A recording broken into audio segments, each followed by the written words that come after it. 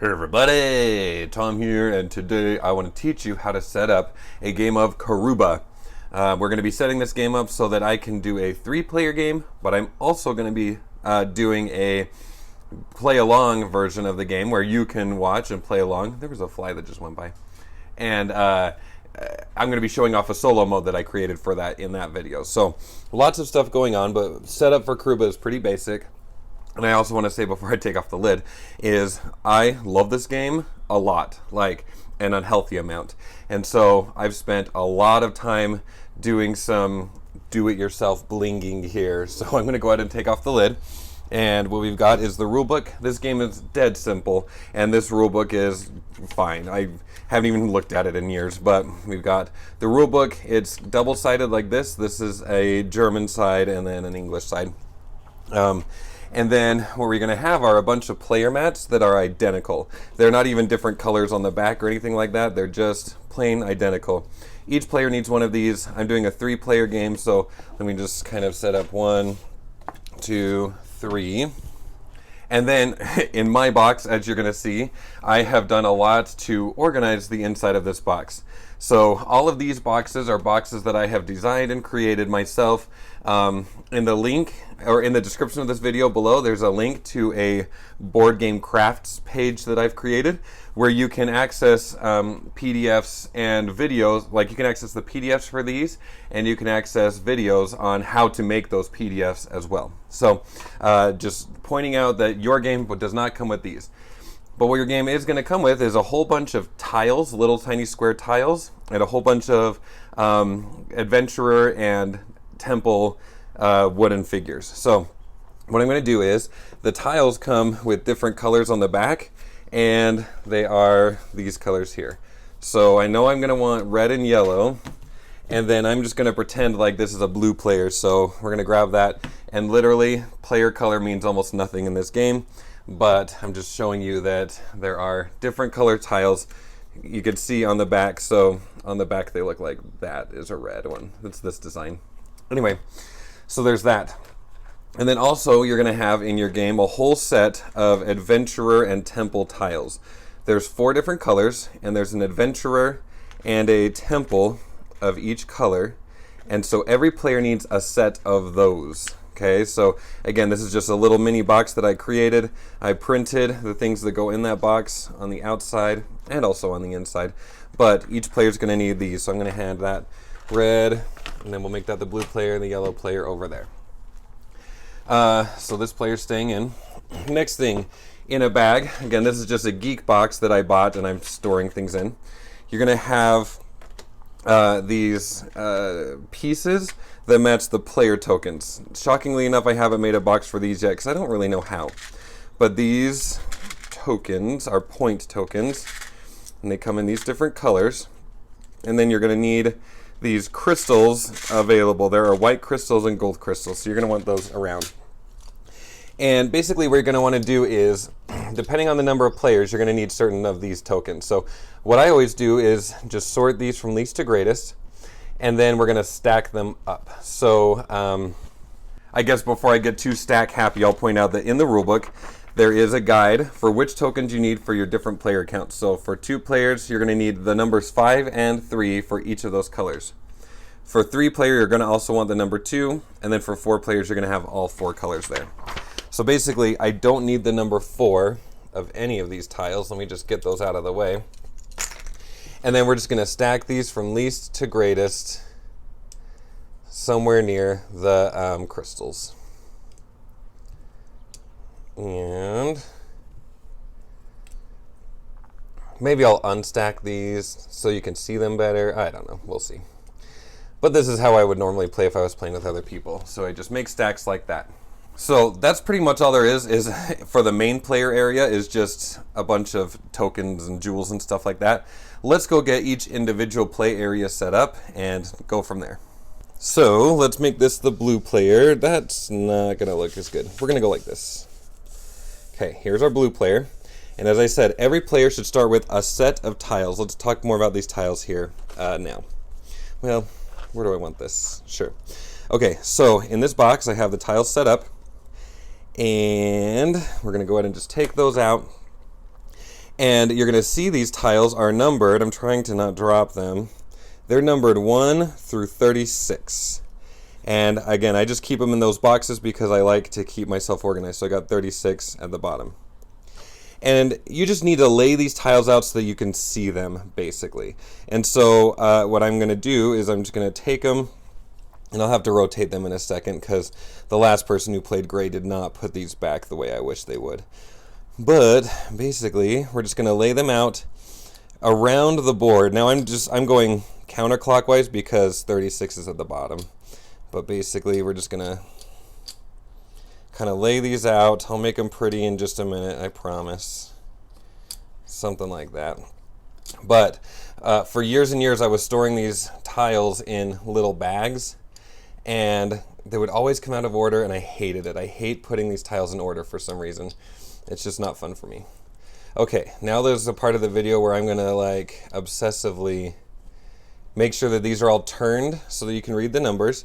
And that's actually an important part of gameplay, is to have the numbers all in the top left corner. So even though this video is a little bit of me going crazy, it's not the weirdest thing. All right, so let's just get these lined up nicely. And it doesn't matter where you put your corner, like where I'm changing direction. You basically, the moral of the story is you just need to have all of these tiles around and visible so that you can really easily find them and read them. And maybe going around the board is not your style. That's okay. But it's my style. All right. Got it like that. And don't worry, I'm not going to make you watch me do this for the other players. Oh, okay. Almost there. Perfect. Okay. So we, in some way, shape, or form, have those tiles surrounding the board. Next up, what we're going to do is we're going to take the explorers and the temple tiles out.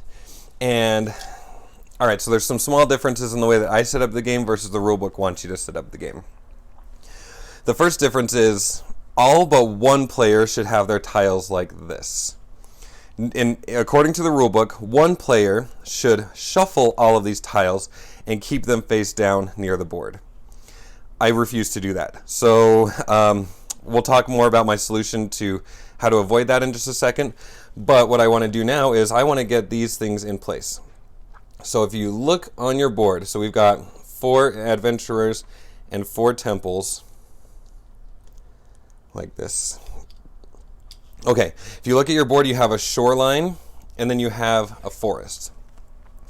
So basically, each player needs to have a matching configuration of adventurers on the shoreline and temples in the forest.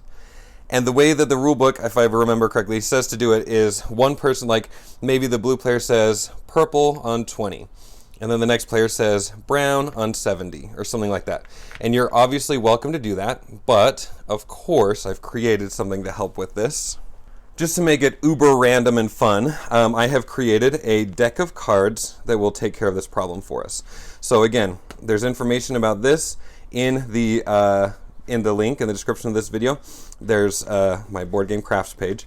But basically, I've created a deck of cards and the box to help us with this randomization, just because I like that better for whatever reason. Okay, so we're going to go ahead and I just have this shuffled. And what I'm going to do is I'm going to draw 4 cards and just lay them out somewhere. Well, we'll go one at a time because I don't have a lot of space. Basically, I'm going to flip this up and grab my first explorer. He goes on 40. 60 for the next one. 100 for the next one. And, whoa, that actually went in order. But look, these really are shuffled. That's funny. Okay, so we get those 4 laid out. I guess you could just draw another 4 for the other ones, but I like to reshuffle everything together. So we're going to go ahead and get these things shuffled together. And now we've got 60 for the brown temple. Oops, 60's right there. We've got 10 for the yellow. 50 for purple. And then 40 for teal. And that's it. We are done with these cards, so they can just go back in this deck. And I'm going to put them back in the box. I actually do save these in the box. I just am choosing, I chose not to put it in there for the video because I didn't want to overwhelm people immediately. So in an effort to not have you hate me forever, I went ahead and already laid out the tiles for the red player. So now they just need to match the exact same placement as the blue player for their temples. So kind of interesting, I didn't even notice until now, but these temples, the temples are only along the top side instead of any of them coming down this way. That's kind of interesting. And then we've got our blue explorer here, yellow, purple, and brown. And let's go ahead and do the same thing for the yellow players. So I'm going to go ahead and dump that out. Purple, let's see, blue, orange, brown, adventure. Oh, they're either explorers, I think they're adventurers, but I call them explorers. Okay, there they are. Now, as I briefly mentioned before, according to the rulebook, one player should take all of their tiles, shuffle them up, stack them up face down. Or maybe you have a bag with a dice bag that you can draw. It doesn't matter. According to the book, you randomize. But, of course, because I went craft happy, that's not how I like to do things. So, what I have here is another deck box that I have created that has cards that I have created as well. So, I have this deck of cards that does not come with the game, but you can access and create your own deck of cards by going to that website. But basically, this is going to be my way to have the tiles organized or randomized. And then I also designed a solo mode version of this game that works using this same deck of cards. And so, like I said before, that'll be the solo mode that I'm using when I invite you to play along with me in the third video for this series. But for now, I'm just going to go ahead and shuffle these up and lay them right here, and we are good to go.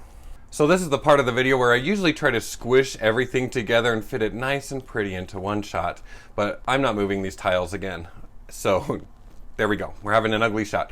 But we are ready to play Karuba. It's all set up, ready to go. If you'd like to watch me play this 3-player game, obviously link in the description of this video.